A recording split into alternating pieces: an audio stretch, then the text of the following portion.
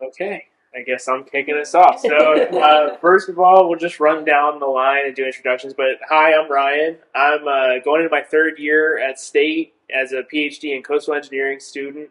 I do work with the Sunny Day Flooding Project, which has some sensors down east, and we'll talk about that a little bit today. But roundabout way, I have been doing work with Karen and the museum, trying to get those sensors up with the Sunny Day Flooding Project, and now I'm here, and I'm excited to talk more about it after we get through everybody's introductions. Yeah. Hi, everyone. My name's James. I'm going into my second year of my PhD in City and Regional Planning at Carolina. This was my first summer on the coast in down east, working around Karen, and so I have just grabbed on and tried to tried to stay there. So I've learned a lot, and looking forward to kind of reflecting on all those lessons and what Ryan and I were able to do with Sunny Day Flooding, as well as kind of the broader group here. So. Hi, I'm Eva. I go to the University of South Carolina, and I was the North Carolina Sea Grant intern, so it's weird on paper. But my family has had a house on Harkers Island my whole life, so I started working with the museum and with Karen about 4 years ago, and I've been in various capacities, and then I came back this summer, and it's been the best one. Hi everyone, I'm Tara. I'm a rising senior at Carolina in the Environmental Studies program. And I've been working with Karen since last summer on an oral history project about coastal change, and decided I didn't get enough last summer, so came back this summer. And I've been working on the project with Eva and Lily as well. I'm Lily. I'm going into my second year as a grad student at NC State, studying climate and environmental science. And I've known Karen in various capacities as well. Her parents, that's my mom, her parents built a house on Harkers Island in the 70s, and then my grandparents retired down there in the 90s, so my mom and Karen were friends. And so I just decided to see if Karen had any opportunities for me. I needed an internship with my program, and she connected me with the state climatologist, and it's been a blast from there. So, translated, she's Peggy Lemons. Yeah. Okay, I think that y'all want to kick it off. All right, so we kind of wanted to give a summary of a little bit of what we've been doing this summer. It kind of all started with Eva. She started us off with creating a timeline on this big spreadsheet of all the changes that have happened down east. So cultural change, economic changes, environmental changes, and kind of put them all into this big old spreadsheet. And she's done a lot of work on that. So the purpose of that was to kind of track and showcase change across our three categories.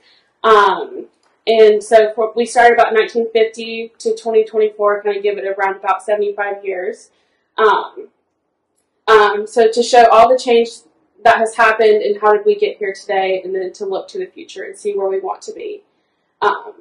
So we kind of have been doing the grunt work of finding all the dates and finding all the significant things and talking to a lot of you guys to kind of gauge how the past was and what people want for the future. So the oral history interviews have really helped with that as well.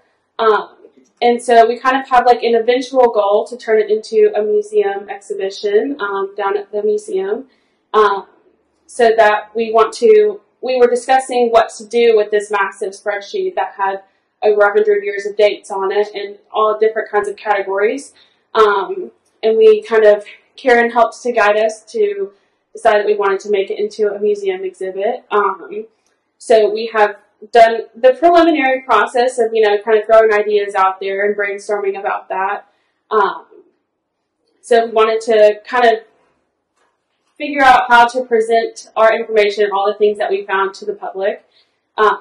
So, we've seen a few exhibits about hurricanes and history and stuff like that. So we kind of wanted to model it as a timeline to put in the education hall. So we have been collaborating this summer to determine which dates to kind of pare it down a little bit to show the most significant ones.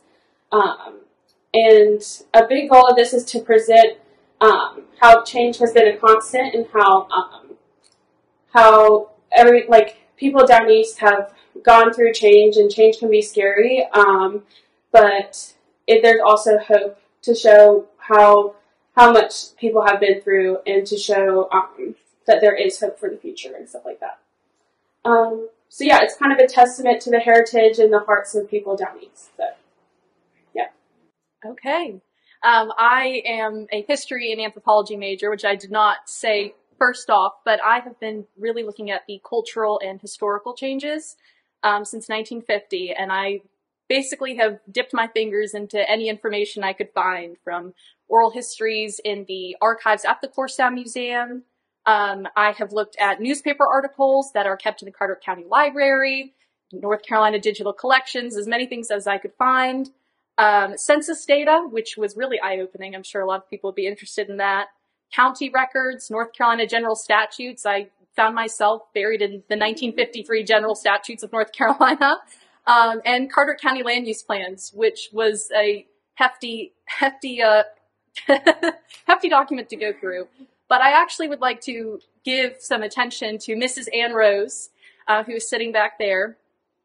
The Harkers Island history timeline was compiled by her quite a long time ago and has been compiled, and I had the easiest time looking at the dates and changes in Harkers Island because of all of the research that she has done and just the amazing collection that she has compiled over years. So I would just like to give attention to you, because my research, half of it would not be here without you. But I've learned a lot through this. I learned a lot more than I ever thought I would know about Down East, and I still have a lot that I don't know. But I did figure out, by talking to people and by reading oral histories, kind of the three major changes that people really care about Down East. There's been a lot of change, but there are three major categories that mean something to people. And those are development, the associated changes in demographics and land use changes, the population, the aging of the population, how many people are from off. As Miss Emmer said, that's what you call it when someone's not from the island or not from Down East, you're from off. We've looked at changes in commercial fishing, which is a whole beast in itself. I read hours and hours and hours about commercial fishing and the history of regulations, and I think I got through maybe a 50th of it. And then I know people are also really concerned about the changes in community centers and social life. And that isn't just the businesses that you see down east, but the fish houses, which were businesses. And people think of them as economic centers, but they weren't just that. They were social hubs. They were places where people came to talk. That was their heritage. So the decline in the number of fish houses, businesses, and just the change in how down east looks, the number of trees, the waterfront property, those are a lot of the changes that I have heard from people and read that have been of concern and that have really been important to down easters. And like I said, I learned quite a bit about down east, and I think the biggest lesson I learned this summer was just how much I didn't know. I had spent summers beforehand reading about down east, sitting in the museum at the front desk, poring over whatever I could touch, and there was a lot that I didn't know, and there's a lot that is still left out there to research. But the one thing that I did learn, and I think no matter how much more I research, this will be the case, is that people down east have done so much to preserve it. There has been so much effort to protect the heritage, and there's so much pride, and there's so much love, and there are so many connections that people have. People love where they came from because it's important. And change has happened down east, and I know that, and I've read about that. I don't know that as well as some of the other people who are from here. Change has happened, but one thing that hasn't changed is the community ties that people have to each other. People love each other down here, and they love who they are and where they came from, and no matter how much down east changes, that won't change. Sorry.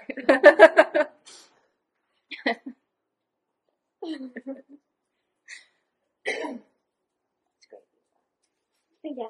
I think hard to follow that. That was beautiful. Thank you. So Lily and I worked on the environmental side of things, and we really wanted to be able to share with you three themes that we saw. And there's been a lot of change in the environment. It's difficult to put it on a timeline because it's fluid down east. The shoreline is changing. Seasonal fishing is changing. There have been red tides. There have been so many different environmental changes. But so I'll go ahead and start with our first takeaway. And that's the history of proactive community responses to storms.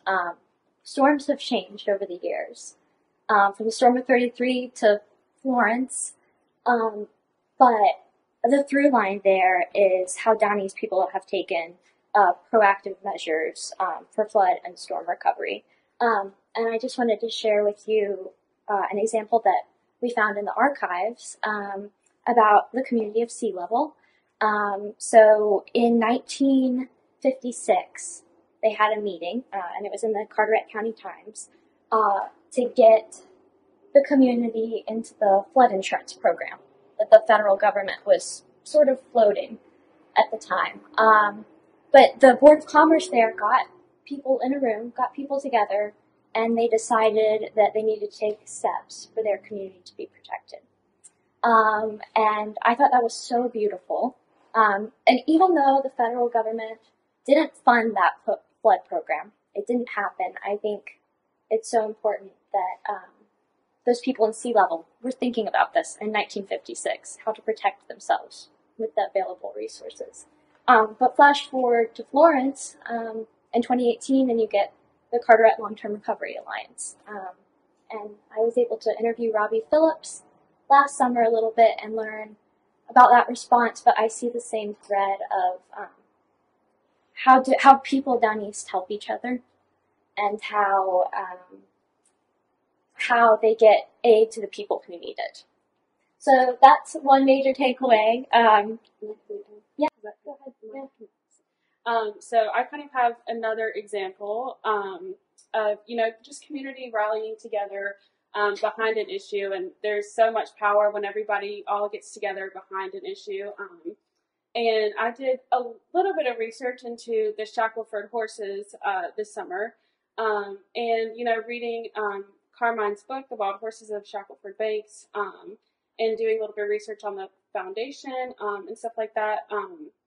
It was really interesting and inspiring to see how people from Down East came together and basically fought with the federal government to preserve the Shackleford horses on Shackleford Banks. And just that's kind of like a testament to the people of Down East to show they might be this little small group of communities, but they can have influence, and they have so much passion that they can come together and get a federal law passed to protect the things that they care about. So Yeah, and then our third environmental takeaway is more about the pace of change, environmental change down east. What we had noticed in oral histories that we listened to, and ones that we did recently, was that people are noticing the pace of environmental change sort of speed up a little bit, like after Florence. And so we talked a little bit with community members about ghost forests, between Williston and Davis. Yeah, that's a huge thing people are noticing. And sort of, recurrent flooding, which actually will lead us into Ryan and James a little bit. But just that pace is sort of changing, and people are figuring out what to do about it. Okay, well, to Ryan and James then. So, like I mentioned at the very beginning, we're both with the Sunny Day Flooding Project, and it's a joint project between NC State and UNC Chapel Hill. And then we have a few other partners at other universities. And our work is mainly focused on, as the name sort of indicates, sunny day flooding, have people heard of sunny day flooding? Has anybody heard it? Okay, handful. So sunny day flooding is one of 100 terms that researchers have come up with to explain what's essentially like what I've heard from speaking with people down east, like flood tides, or like when a mullet blow comes through and you get the really high tides with the wind. That's what we're mostly talking about, is those events outside of hurricanes. And we understand that hurricanes are a big reality down east, but our group and our researchers and advisors are really interested in how those more frequent, less severe floods are starting to impact people and infrastructure. So we do have sensors down east, and our sensors are real-time data that goes on a website. So we actually have stickers to give as people filter out the door. We can hand you a sticker. It has a QR code for those that are savvy, but it also has the website address that you can just type into a computer or phone and pull up our sensors. And they list when it's flooding. Down east, we have 4. There's one on the west side of the North River Bridge, and not quite actually down east. But we also have one in Davis by Croker Street, one in Sea Level around Shell Hill Road, and one on the road to Cedar Island around John Day Ditch, for those that are familiar. So getting into this summer, our work, James and I have sort of been a package deal for this summer. And we've really had the privilege to talk to a lot of community members. We've done a total of 22 interviews, as well as a handful of oral histories for the museum's archive. And our interviews are both with residents. We did 16 semi-structured interviews specifically about chronic flooding down east with residents.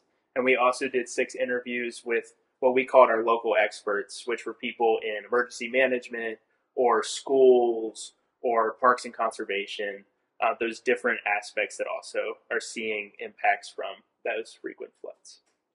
So we had a couple takeaways that I'll get through, and then I'll let James expand. Real quick before you get to the takeaways, my question to pose to you is why, we heard lots of people look at tide tables, look at weather forecasts. Why check our sensors? Oh, yeah. What is the value proposition? Okay, that's a good point. Of another website? Why would you want to look at our website? So what's really cool is all of our sensors, and you can actually see them if you drive around and locate them, but we're actually recording floods that happen on land. So NOAA has their tide gauge in Beaufort, and they have a flood threshold when they think it might be flooding in the area, but those tide gauges are only on the water. So our sensors are actually on land by the roadway. We survey a road transect where we put the sensor, so we actually have the exact roadway elevation right next to that sensor. And on our website, when you pull it up, you'll see that we track the water level when it hits the road. And that's how we define a flood. Yeah, and in addition to the water level sensors, there are real-time cameras there as well. Yeah. So you can get a view of that flooding. Yeah. There's 4 of them. And we also have one on Front Street in Beaufort, so there's 5 in Carteret County. Where's the one on Front Street? If you're familiar with Mescalito, it's in a drain directly across. So it's hard to see because it's in a storm drain, but all the other ones are above ground down east. Yeah. Because Mescalitos gets flooded all the time. Yep. Yeah. Mm-hmm. Yeah, the camera's aimed right at it. Yes, yeah. So you can pull up. Yeah, it's a great point. The real time imagery is really helpful. Especially because I don't like looking at plots, and if you don't like looking at plots, the images are much easier to say it's flooded or not. Yeah, no marks tonight. Yeah. But getting into our interviews, so I have 3 big takeaways that James and I thought and noticed while we were having conversations. And again, it was really a privilege to speak with those that might be watching the recording or most that might be listening right now that we've had the chance to speak with. Thank you very much. It was really great to have those conversations. First thing that we noticed, people are definitely aware of the flooding that comes up regularly. And I don't think that's a surprise for most people. What we heard was it's just part of living down east. And but I think one of the larger aspect of that is some people did mention that they think that they've been seeing it more often, especially post Florence, in the recent past 6 years or so. They're noticing more often that they're having to either stay home or deal with the flood in some way. Another thing that we noticed, speaking of staying home, is most people just say that they stay home. Which, again, is probably not too surprising for most people. But the big aspect or takeaway for us is that living rurally and having to deal with hurricanes has also allowed people to naturally adopt some other strategies for dealing with flooding. So elevating homes or stocking up extra on groceries, things that you've come to already expect and do regularly to deal with hurricanes, has also benefited in the sense that you don't have to struggle dealing with the chronic flooding as much as you might if you weren't prepared in those ways. And then the last big takeaway that we noticed is with the older population, especially alluded to with the three of you talking, the older population also means that there's less pressure to actually have to commute to work. So there's a lot of our conversation centered around, I'm retired, so I don't have that direct burden, but I would worry about my kids or people that I know that still work having to commute more regularly. That would really impact them more than it does us. So that was an interesting thing that we took away. Mm-hmm. Yeah, and maybe just to state the obvious there, transportation and the impacts of water coming on roads was significant because of the impacts to cars driving through salt water that I'm sure most folks here are familiar with. But the staying home that Ryan alluded to, for many of the folks we talked to, it's just like people don't want to even deal with the flood water, don't want to subject their cars to that. And so that's certainly a strategy to accommodate that flooding that's already being used. So I'll talk through some of the larger issues that we saw this chronic flooding intersecting with, and this gets at some of the topics and themes that y'all were mentioning. And so the first thing to pull out is changes and intersections around economy, jobs, economic development. I'd also say sort of the social hubs and social life. So what we heard was that there's a connection to town and going to town down east. Both for just like your groceries, to go on the front street. Concerts in Moorhead, working in Moorhead and in Beaufort a lot of times. And so, because of that commuting, that creates more exposure, along those transportation corridors along 70, the in and out, or the one-way in and out roads that are lower down east. So, longer commutes creates more exposure. We also heard, interestingly, around thinking around development, changes in development, housing, who is living in the area. We did hear, it was interesting to hear from younger folks that are from down east, that grew up down east, that are now trying to, make a life down east. One person mentioned that they're currently building a house or looking into building a house, and mentioned how it's difficult to find contractors and plans that are familiar with sort of creating a flood, capable, resilient home that is not like kind of the pigeon house or like the big coastal home, but something more, for raising a family and not a big vacation home. So thinking about like the larger systems, around development, the capacity there, that was interesting that sort of the market there is, trending towards and supporting that kind of more vacation style development. And then around demographics and an aging population, we did ask, we asked folks about what we call, migration aspirations, to use the research term. That's really, do I stay or do I go? And the reason that we wanted to ask about that is because in the academic literature, there's kind of this relationship that's drawn between sea level rise and, flight from the coast. And, these projections that as sea levels rise, there's going to be people moving away. And our, hunch going into this was that there's probably like a fuzzier story there. There's almost certainly a fuzzier story there. And so we asked folks about that to really document, how people felt about it and kind of push back against that assumption a little bit. And what we found by and large, sort of unsurprisingly to us, was that, yeah, folks want to stay down east. People said, I'm going to live in this home forever, which, means that when we think about policy and planning, we need to think about how to support those intentions and aspirations. But something that came up wasn't so much that people would move because of the flooding, but that the lack of options for elder care in the area would drive moving away, and that was sort of the largest factor, in addition to major hurricanes. If another really bad hurricane comes through, I don't know if I want to rebuild again after Florence especially. So those are some of the larger issues around jobs, economic development, housing, and housing development, then aging and services for an aging population that came up and that intersect with flooding. Some surprises from our interviews. Going back to that question of should I stay or should I go? Again, we weren't very surprised to hear that this type of chronic flooding isn't a big factor in people's consideration around that. Although we did hear of one case in conversation where recurrent king tide or high tide flooding was impacting someone's home, and in addition to other things going on in their life,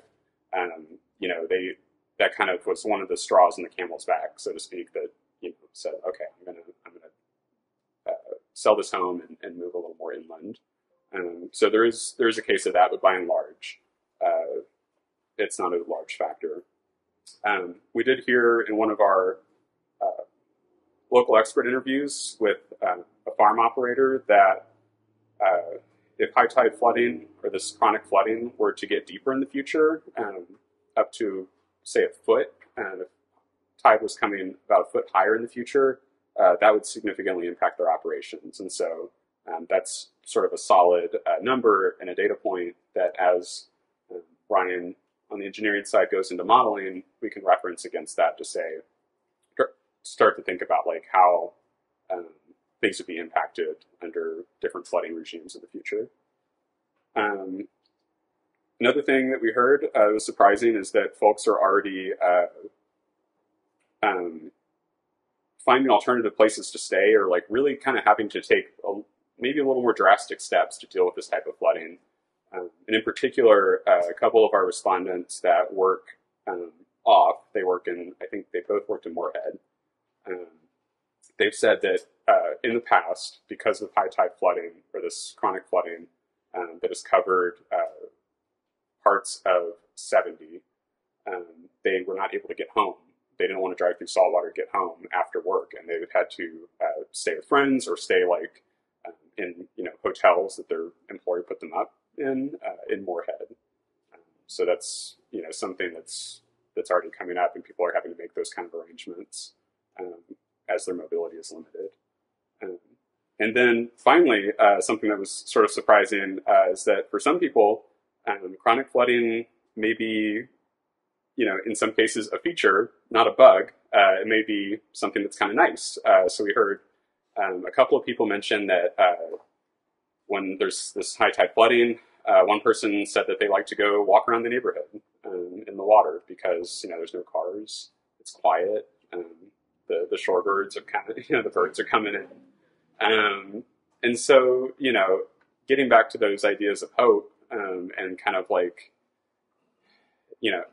lot of people said, we would ask, what do you think could be done to make your community less impacted? And a lot of people were like, it's the sea.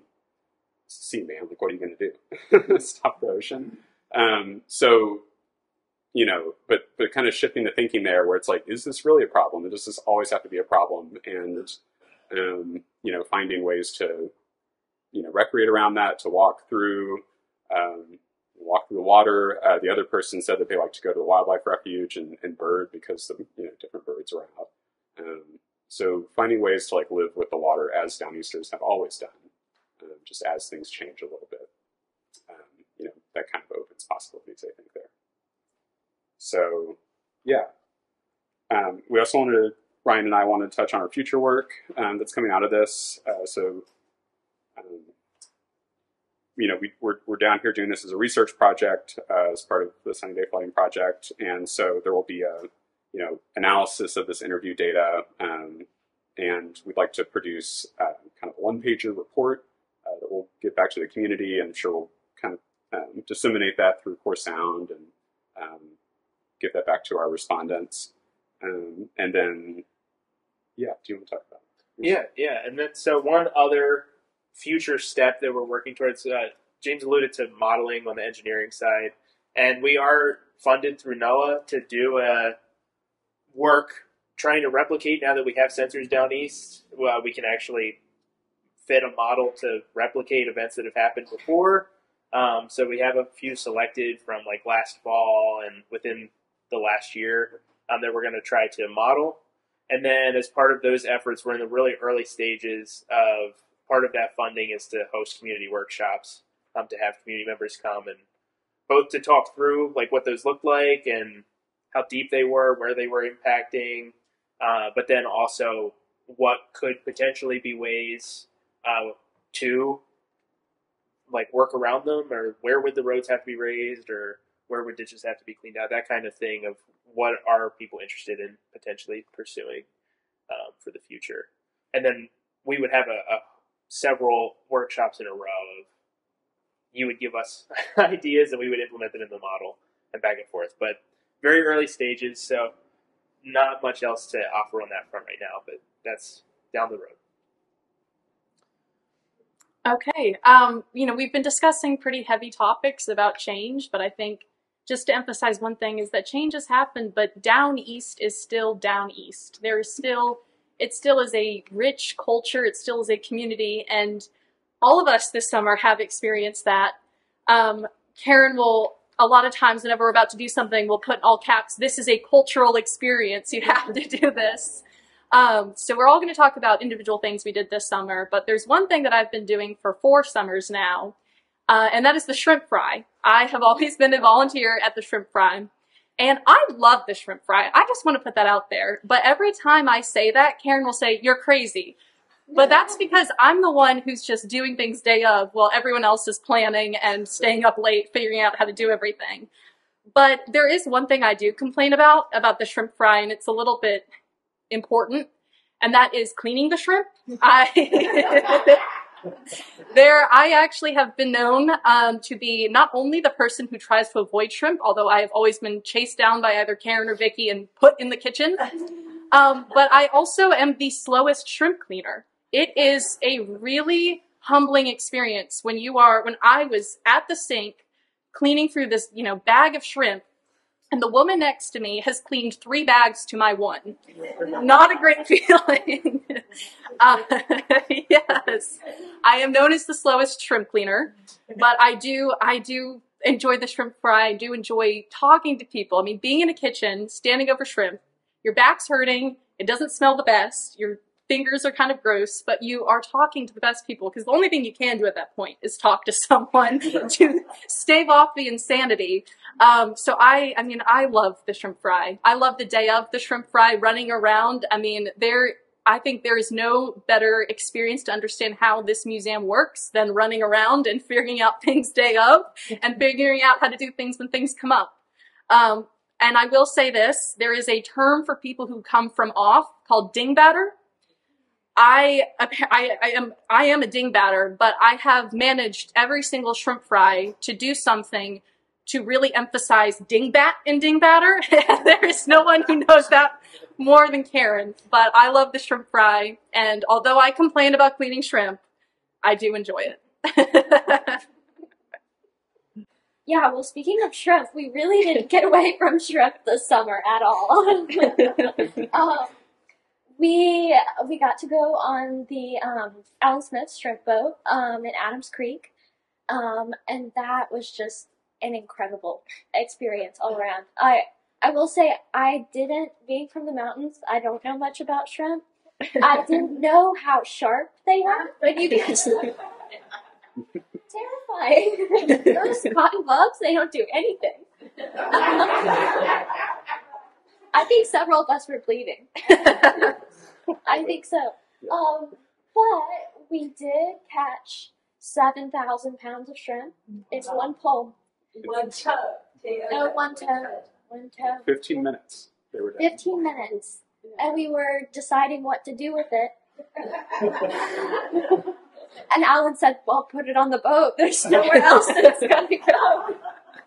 And so here we are up to our knees in shrimp. Might have been 10,000 pounds of shrimp. Never know.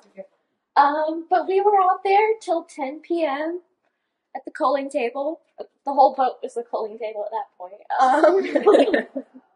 And we got to take a couple 100 pounds home to clean. And I've never been so grateful that I was cleaning shrimp and not shoveling it the next day. But in all seriousness, the best way to understand how downeasters are connected to the water is to be on a shrimp boat like that and to see Alan in action. And we had a boom. We had a boom that day that we went, but I know it can also be bust too. So we were fortunate to see it in the boom stage. But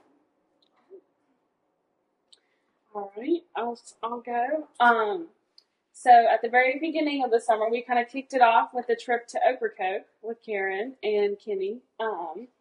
And that was kind of a really great start to the summer. It was kind of, Karen and Kenny are the dynamic duo of telling all the stories. So with a pink. we drove around in a bright pink golf cart, 6-person, and we just drove around all day and listened to stories. And then we talked to Out in Balance, and we talked to Hardy Plyler. Okay, yeah. So he's a commercial fisherman, and we just kind of sat on the porch and listened to their stories. And it was really interesting to go. I have been a few times, but I've never been and invested my time in people there. And it was interesting to hear their stories and their perspectives of growing up in another isolated community, and to listen to the perspective of a commercial fisherman. I hadn't ever really talked to many commercial fishermen, so that was an eye-opening conversation to me. And just to kind of see more about the culture, and that's kind of a big thing that I've taken away. It's I've been coming to Harkers Island and down east my whole entire life, but have never learned as much as I have this summer about the history and the heritage and the passion and the pride and the heritage and that kind of stuff. So I would say that's my biggest learning experience this summer, was to really get to know the history and get to see why this place is so important to so many people. Yeah. Then the last one we wanted to share with you, James, and there we're going to tag team this last one. Chris Yeomans volunteered to take us on a boat tour of Down East, which was really awesome because we had done a bunch of driving around. We even, as part of the Ocracoke trip, we ferried to Ocracoke, ferried to Hatteras, and then drove the whole way back around. So we really got the big picture. And I've driven around Down East a lot for the sensors, but seeing it from the water is just completely different, and it was amazing to get a full day conversation. And he took us the whole way out to Shackelford Banks, and we got to see the cemetery there, and even swam a little bit around the Cape, saw the lighthouse. So it was all around a really amazing experience to see it from a completely new perspective of being on the water. I don't know if you wanted to add anything. I would say the only thing I would add is that day on the water was bookended, first by going to the cemetery on Shackelford, where Chris is pointing out some of his ancestors, and then at the end, at the boat ramp, we went out on a boat with Chris at least a couple of times, and I'm sure he's really friendly guy, obviously, but he was just chatting people up at the boat ramp both times. And so I think for me, it was bookended both by where he came from, seeing the cemetery, but also seeing him in community, around folks that he knows and that community space. We asked people about specific roadways where folks have seen that non-hurricane flooding before, and we have those mapped out. The Cedar Island stretch and the Marsh Road certainly came up a lot. And we do have the sensor up there, fortunately. But we did have the chance to speak to a couple of educators, school administrators of schools down east. And we heard some interesting things there. You mentioned that like some school days have had to be canceled in the past to get kids home before that tide comes up. And something that's interesting there is that the current administrators, just because of how they're assigned at the district level right now, they are working in schools where they're from down east and they have connections, and so they're calling people they know and their neighbors as these events are happening, and getting an understanding of like what the conditions are, and that's helping them make their informed decisions about whether to keep the kids at school, to release them. So that's something we heard that was really interesting to me, around like the advantage of having that connection. It's not something that's like necessarily formally planned for, but I was thankful for bringing up that question too, but for the school system, we are in a unique place because I work for Pitt County, and in that school system, if one school closes, flooding, no flooding, whatever, every school has to close. But here it happens so often now, we can't afford to do that. We can't afford to have students miss days. So we are closing some of the down east schools, or they're leaving 2 hours early when the rest of them, we just can't afford to keep so many students out in Newport where there's no events or anything like that here.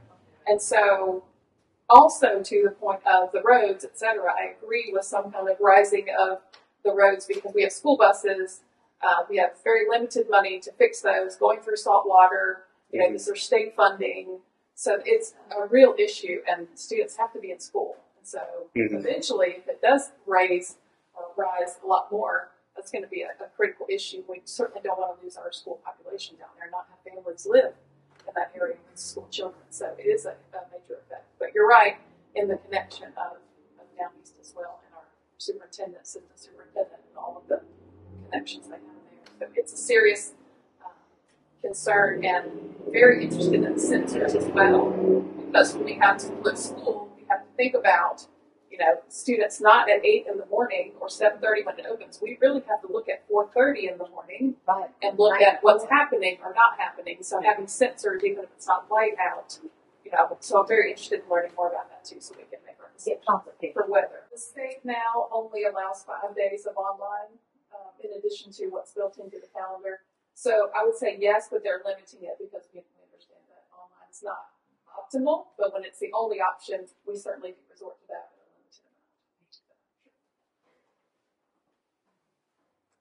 Yeah, and thank you for raising those points, and I think again, like going back and pushing against these, there's these like migration systems modeling, and so there's these influential papers where researchers have taken past trends and see where people move from zip code to zip code, and then say, okay, if we say like the coasts are going to be experiencing more flooding and accelerate those trends of movement more, then here's the patterns we see. But obviously, that's a very limited view, and there's these other forces like you're talking about with things are going on in the real estate market, and there's also this question of like who can afford that risk and how is that risk being offset?